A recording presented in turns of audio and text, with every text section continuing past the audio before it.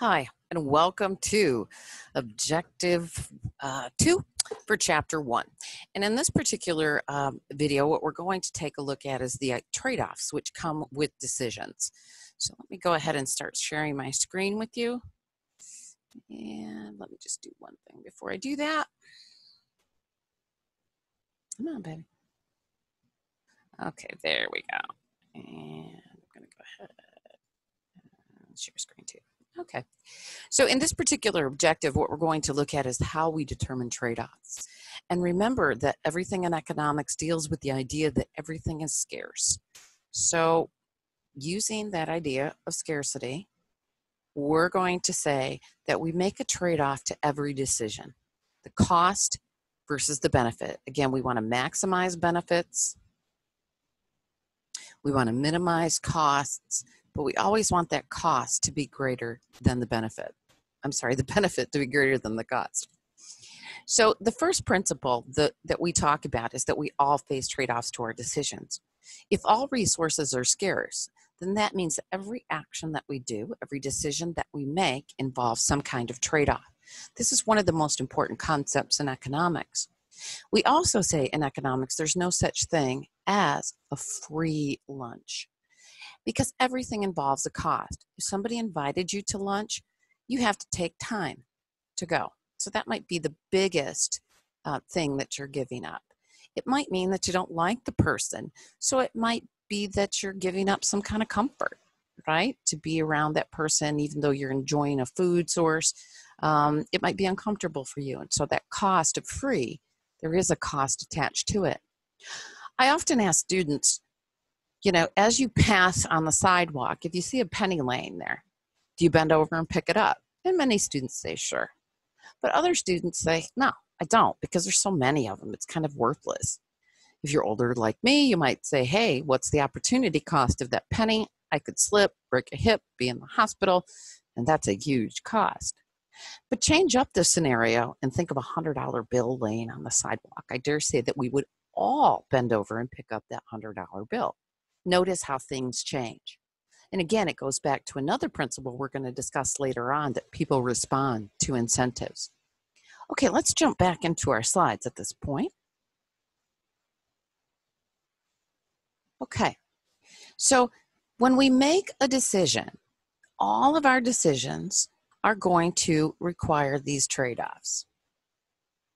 Okay, so again, remember that what we're trying to do when we make decisions is to ensure that the benefit of that decision is greater than the cost. What if you, in pursuing your academic education, found out that you couldn't make as much money upon receiving your degree? Would you continue to do the degree, or would you switch majors? This is because we think about the benefit of us, even though it's long-term, as we're probably starting out in our academic pursuits.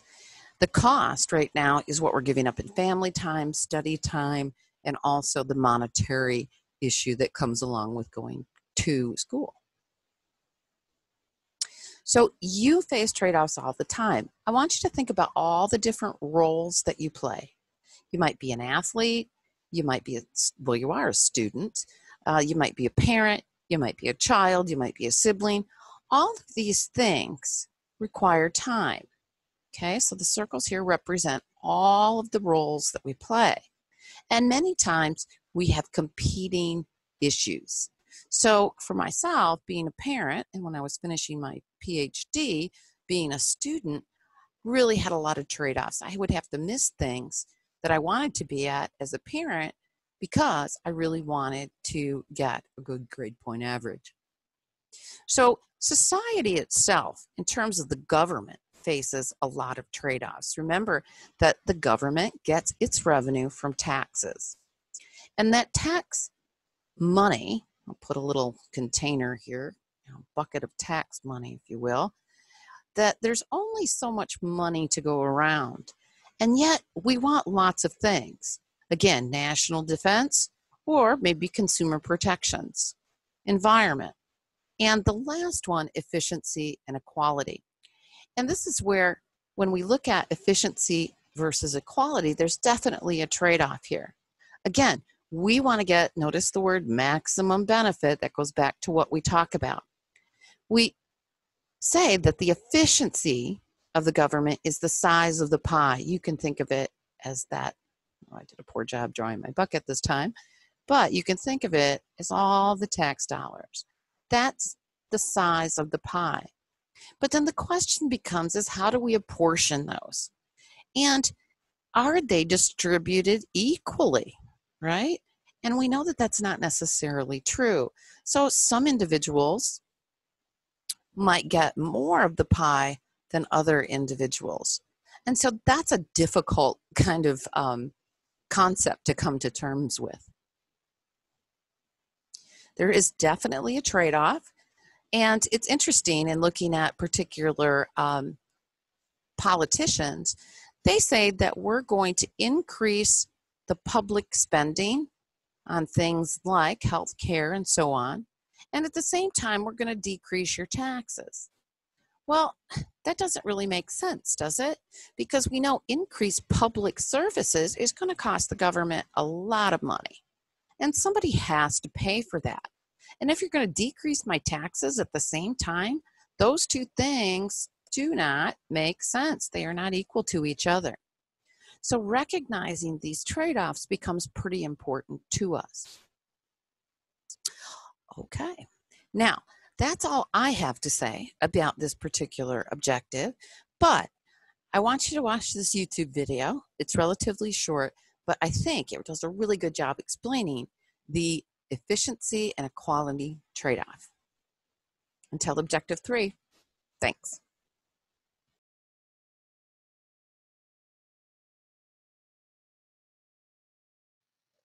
In this video, I'll discuss the difference between equity and economic efficiency. First, it's important to understand the concept of scarcity.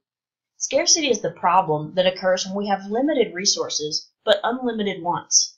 There simply isn't enough stuff to go around. So then we have the question of how do we decide who gets what?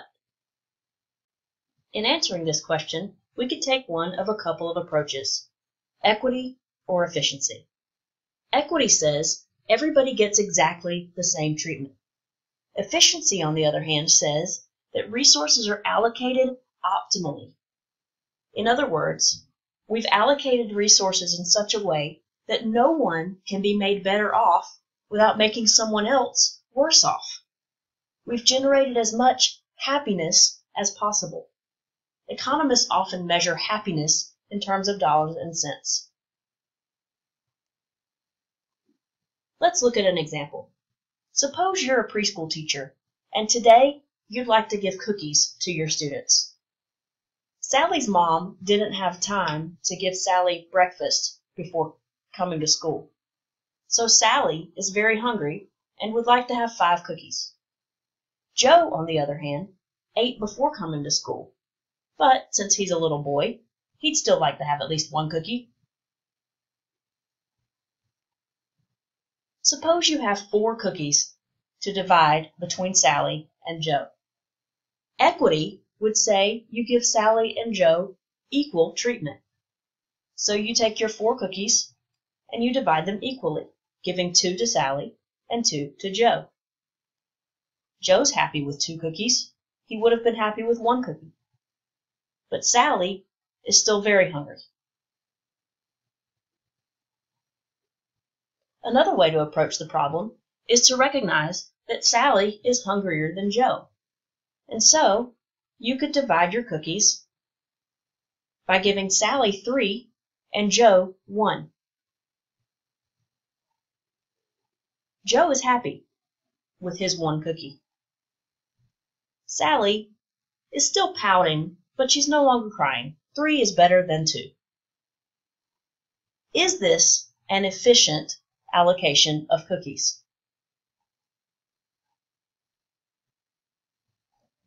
Notice that the only way to make Sally happier is to give her the last cookie. But what does this do to Joe? Now Joe is sad and crying.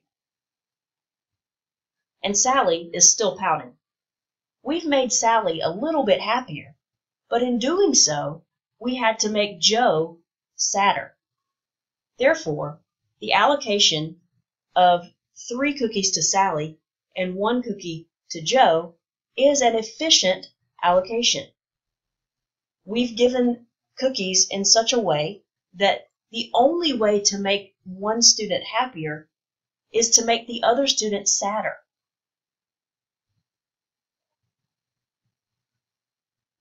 Let's review. Equity gives everyone exactly the same treatment. Efficiency, on the other hand, allocates resources in such a way that we can't make anyone happier or better off without making someone else worse off. We've generated as much happiness as possible.